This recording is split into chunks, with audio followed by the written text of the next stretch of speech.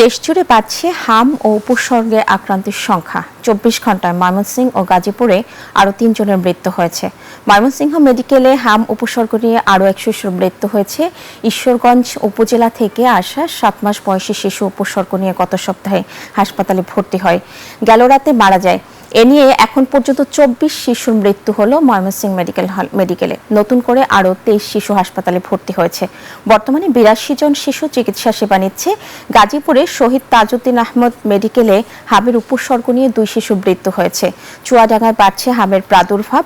বর্তমানে সদর হাসপাতালে 15 জন ভর্তি আছে। খোলা হয়েছে আইসোলেশন ওয়ার্ড। তবে শয্যার সংকটে মেঝেতে বিছানা পেতে চিকিৎসা নিতে হচ্ছে অনেককে।